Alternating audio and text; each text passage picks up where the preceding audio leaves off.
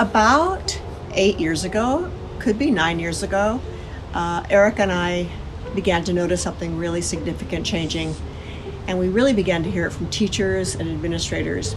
They were beginning to see the very first signs of how social media or technology were being used in school settings, and they were really concerned about things that they didn't understand, anonymous sites particularly, and how an anonymous site that was set up at a high school could impact kids in a middle school, and everybody was up in arms around that, and nobody understood what to do with it or who to blame, and they were looking for someone to blame. No adult had any answers, and that we had no clue what was going on. So we began to ask kids.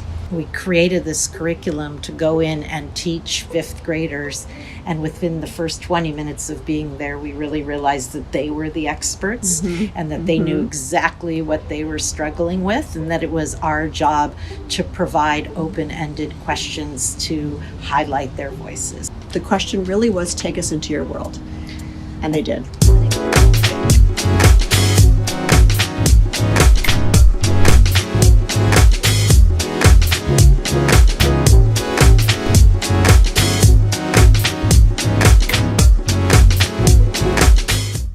One of the wonderful things that I love about doing the digital loop with teenagers is not only identifying where we spend a lot of our time, what goes on in the background, but really the aha moments that they have when they're doing it. And I was thinking about one of the kids who realized that she spends most of her time online in places that make her extremely anxious.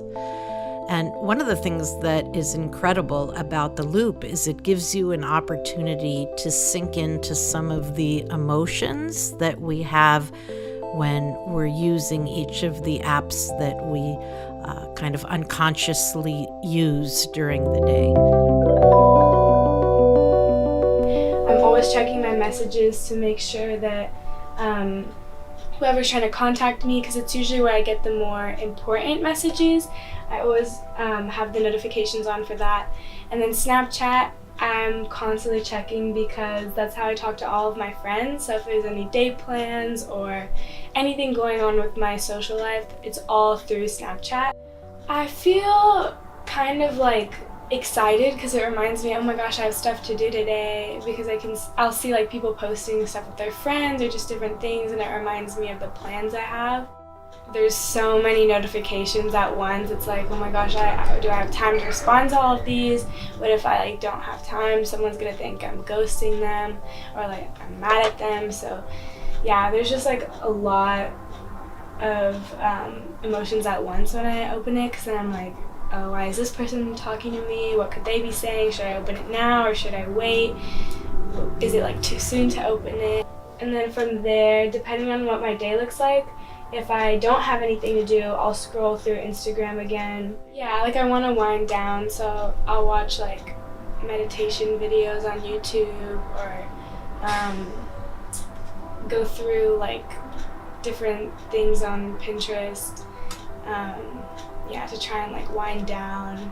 And so that's the wind down period. Yeah, and it's also just kind of okay, what did I miss? I just need that last little thing to fill up before I go to bed. So it's I feel like my day has been filled up. One of the things that you'll notice while you watch the kids going through their loop is that the same app can produce different feelings for each child. For example, in Instagram might be a place where someone feels extremely self-critical, while for another child it might be a source of inspiration. For me, helping kids to put feelings next to the way that they use technology helps them to be mindful users and helps them to understand the feelings that they're having when they're in each of those platforms. I also feel worried and sort of self-critical when models pop up endorsing products that sort of force you to be skinnier or more muscular, and sort of the stereotypes for how you're supposed to look. Those can make me feel really self-critical about how I look. Well, my feed is mostly full of art memes and screenshots from Tumblr. Right. So it takes a while for me to find something that makes me feel really self-critical, but generally the further down my feed I go, the more models pop up and the more sort of non-body positive or not positive things show up. I don't like doing something if it makes me feel bad about who I am, what I look like, and on the internet there's a lot of that. So I generally try to avoid it at all costs. Just I generally check Discord and my text messages. Doesn't take me too long, but it makes me feel like content and happy that people are reaching out to me and want to talk to me. And then I also follow Donald Trump on Twitter just to see what's happening here in the US. And I get kind of worried about what's going on down here, because there have been like different things said about him, that he is a rapist, which personally I believe. You don't have to, I'm not demeaning your opinion. And there's also the ICE thing that he's doing now, kicking out immigrants without papers out of their homes even if they've been living here for 20 years and have a family here. I get kind of concerned about what's happening, how he's doing that, how it's affecting other people, and what he's doing down here also affects other parts of the world. The main thing I use is YouTube. For me, kind of just provides entertainment. It's something to run in the background. I always want to have something happening when I'm like doing homework or just sitting around the house. Like somebody else said, the silence was too loud, and I really related to that. A lot of times I see something that I think is really cool and kind of like makes me want to go out and do something, makes me believe that I can do what I want to do, I can do great things. And then I put content because I always feel good and content after watching it. So YouTube is a totally positive experience for you. For me, yeah. Well, I put Snapchat first because a lot of times I'll wake up and I'll just check Snapchat to, see what's happening in the world, happening with my friends. So yeah, I'll do that. I'll like look at their stories, maybe see if anybody's sent anything to me and I'll respond back to it.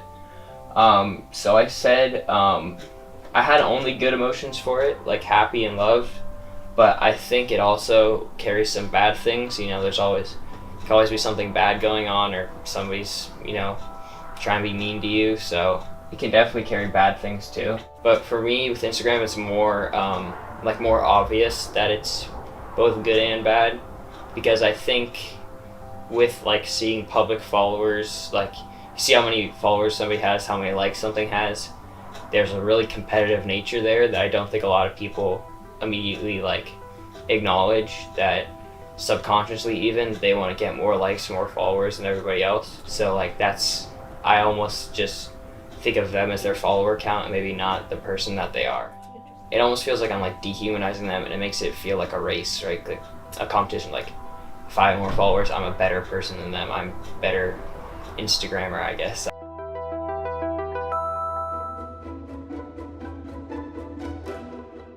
I mean, I'm usually on my phone pretty much all parts of the day. I have one subscriber, and he's my best friend, so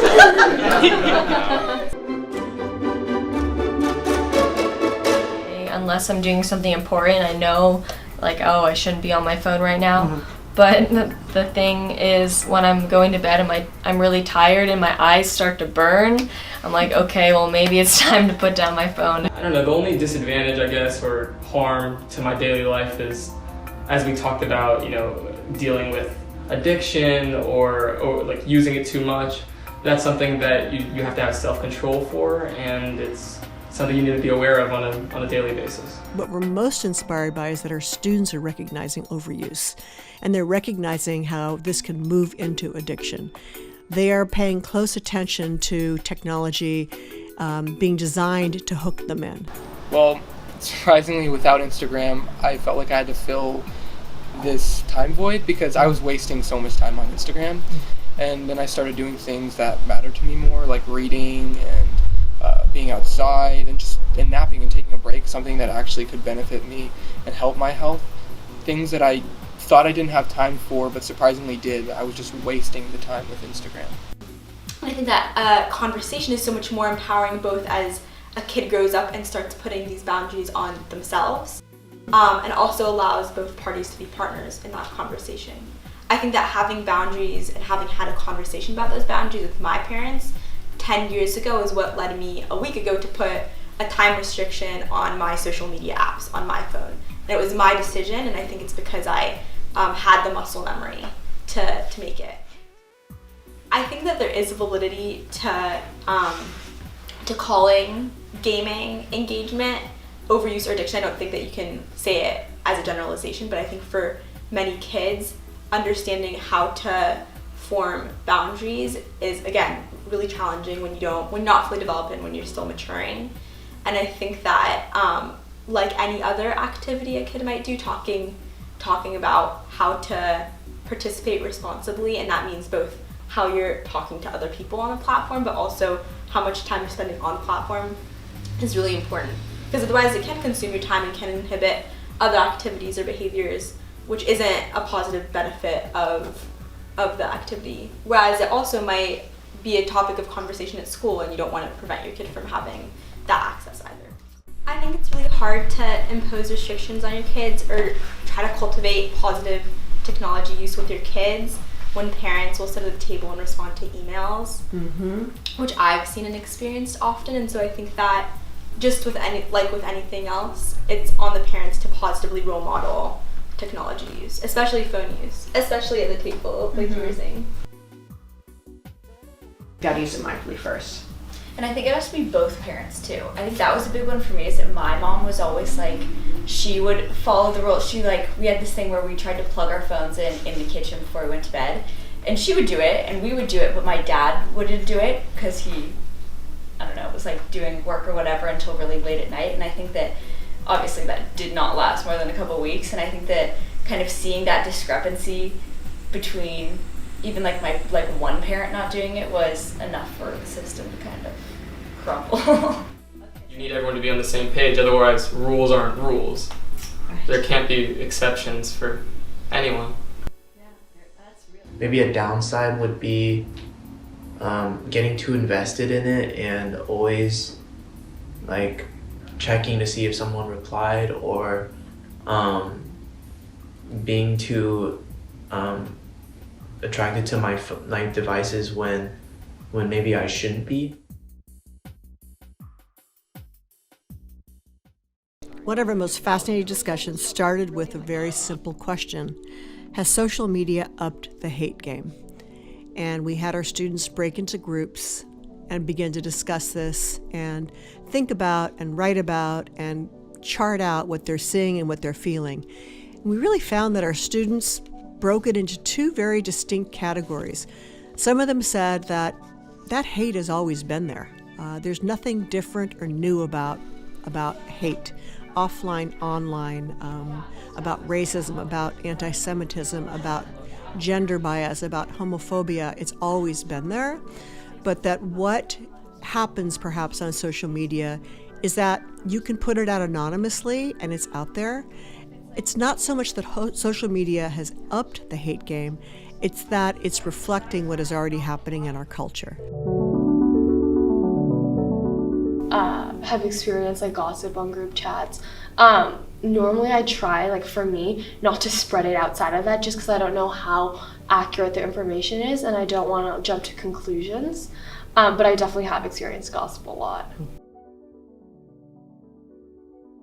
I feel like a lot of times just on group chats, sometimes not necessarily the person just trying to put the other person down, but they'll say something jokingly and the other person will take offense to it, and I'll just be like, oh, that's not cool. Or like even just girls on Instagram, they portray themselves as perfect, having the perfect body. They edit themselves and you don't know what's real and what's not.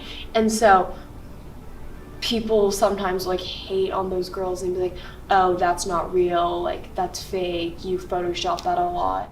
So when it comes to whether social media has upped the hate game or not, a lot of people say that this hate has kind of always been in our world. We just haven't seen it at the same level that social media allows. However, I do think there is something to be said about the role of technology and allowing these people to find other communities of hatred, to congregate together, and to strengthen their impact on the world, unfortunately. You know, when we have graffiti on the walls, it's something that you can, it hurts, but it's something that you can walk away from.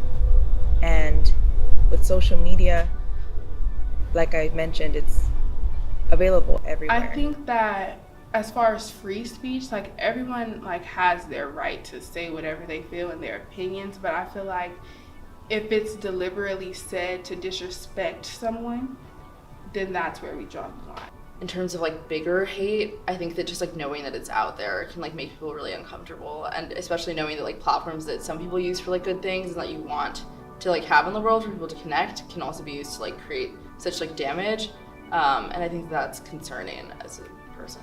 With hate speech and free speech, there's always like the debate that there's like a thin line between the two and where do they intersect, and I just think that's so not true. There's such a thick line between free speech and hate speech, and it's just people use the argument that hate speech is free speech to justify their own actions that they know are wrong because they're fed up about a situation that they feel that they have no control over, and by saying something radical they think that that's going to get them the attention that they want, the attention on an issue that they think that they're bringing awareness to. I have a lot of hope. I have a lot of hope for our rising generations, and I think that it's not that the answer lies in them, but it's more that I believe that we as adults can help those generations find better ways to solve their problems and to have conversations with each other. Advice to parents. This was such a fun activity to do with our students and something that we learned so much about. They just quickly wrote down what they wish they could tell their parents, what they would tell their parents to engage in conversation, to open doors, to have their parents be a part of their lives and not someone they push against in regards to how they use social media and technology. When we listen first and really lean into what they're saying and we're curious and not judgmental, and then they're going to share with us, and then they're going to listen when we share our opinions. I think it's important for parents to know that like they don't understand how their kids are going to interact with it, and they have to become comfortable with that.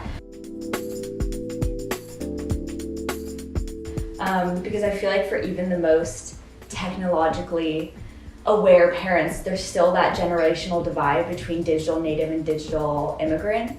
And I think that that is really important for parents to recognize, because it's not one of those things that they're going to be able to meet their kids at completely. It's definitely going to be a little off, and I think that it's much more important for them to try and kind of empathize and understand than completely relate and control. I feel a good way for kids to be able to understand certain scenarios or situations is through empathy, having or trying to get them to understand or see the other person's perspective on how would they feel if you said this, or how do you think they would react if you said this.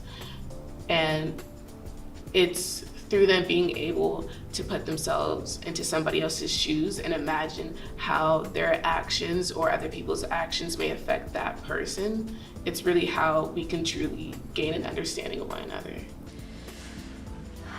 I feel like adults think that it's a lot more demanding than it really is.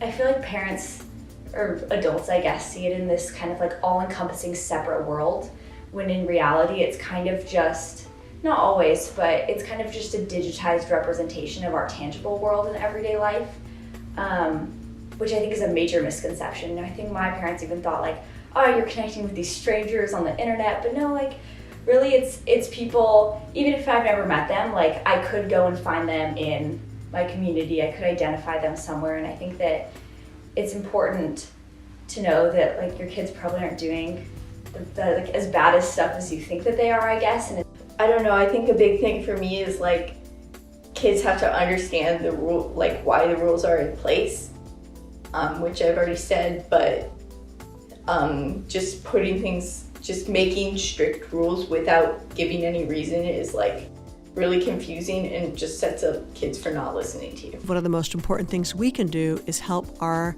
children and our teens be mindful about how they use technology.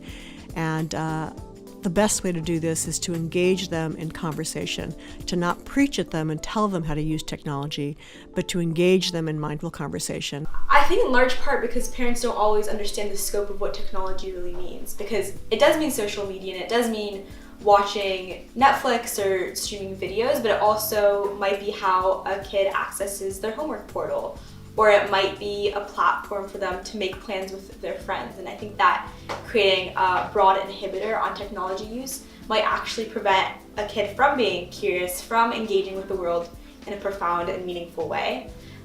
Really hard, like, for parents to expect their kids to respect their rules and boundaries and whatever they say to do about technology, if the parents themselves aren't following their own rules. So like there can't be any double standards. I think parents have to, yeah, like you said, be good role models, and they have to, you know, be following the same rules they lay out for their kids. I kind of feel like issues with online bullying is really similar to issues with real life bullying. I mean, obviously there's different situations, there's like anonymous apps and things, so that changes things. But I think parents really who are very worried about cyberbullying, it's like the same as teaching your kids in real life, you know, to be good people and how to stand up for yourself. It's kind of the same skills they learn, you know, when they're younger for in-person interactions. Is the same stuff they should be using online. In that participation, so that kids feel a little bit less alone, because it sometimes feels like we have access to the whole world and our parents are 50 years behind, and I think that it's always more helpful to be on the same page. I think one thing that's really important is to always be good observers, like always be on your toes, because a lot of times parents think that kids are addicted to technology and addicted to socializing online, and they think that it's because of technology that draws them in, but in reality it could be unresolved conflicts in families, but like that's not always the case. It could be something repelling them away from their families and going on to like social media. I think that it's important to make a distinction that, you know, social media isn't any different from, you know, from life itself. I mean, putting a kid into school, sending him on his own, and being afraid of him getting bullied, that's the exact same thing as online. It's no different. It won't harm you anymore. It's just another way for it to happen. I wouldn't say missing out on something. I think they're fearful of bad behavior waiting to happen. When I don't think it is. I think it's simply another way for people to connect with one another in a different capacity. I mean, it's valid. I do think there are certain social cues that you learn in person and you are missing that online, but at the same time you're learning a completely different new skill of, you know, how to socialize with someone without reading those cues and still, you know, appealing to them. And then parents should listen to their kids, obviously, a lot. I mean, everyone, like, you know that, but it needs to be said still, because sometimes you forget. Like, Gloria and I are always in full laughter when we listen to kids talk about the advice they have to parents, the do's of don'ts of parenting kids in the digital age. We particularly laugh because we can always find ourselves in some of the things that our kids call epic fails. For example, signing our name at the end of the text or blowing up an image because we can't see it. I think kids really want us to be involved in their life. They want us to be consultants. By the time they're teenagers, they want us to move out of that managerial position and really be there as an open ear when things get difficult for them, and to not assume that everything is negative that they're doing.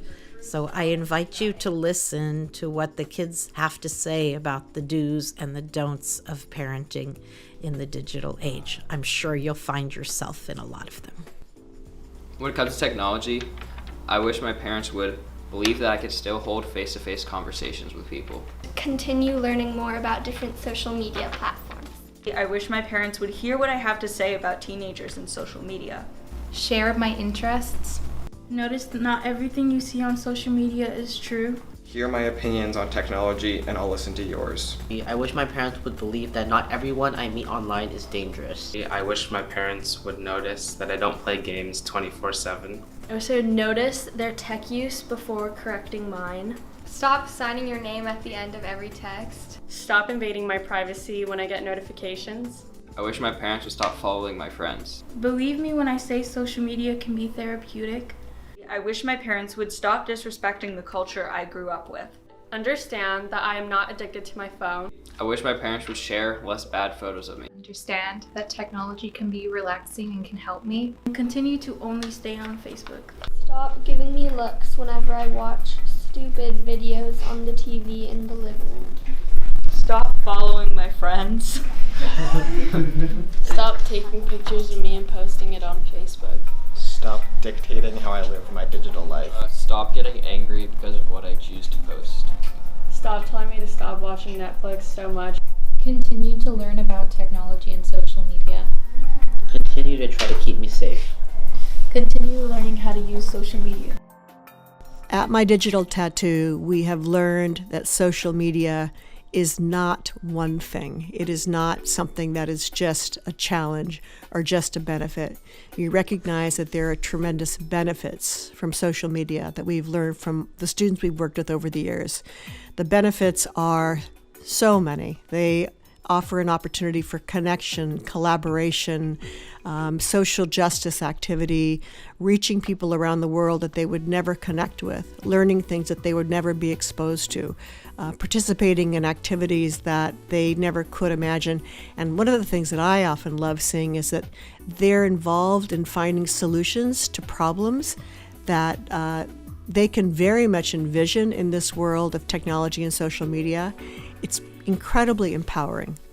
And there are also tremendous challenges. The challenges around getting the sleep that they need, the challenges of living in a curated world and comparing themselves to others and feeling less than, the challenges of anonymous hate sites, of being exposed to toxicity at a young age, of being exposed to inappropriate imagery and hate that once seen cannot be unseen. Those are really real concerns. To us, social media is a conduit, as technology is. It can be used for tremendous gain and it can be used to hurt. And having that conversation with children at a young age, continuing that conversation as they move into pre-adolescence and adolescence and beyond, is one of the most important things that we can do to help our kids recognize that they can use technology to enhance their lives and to make the world a better place.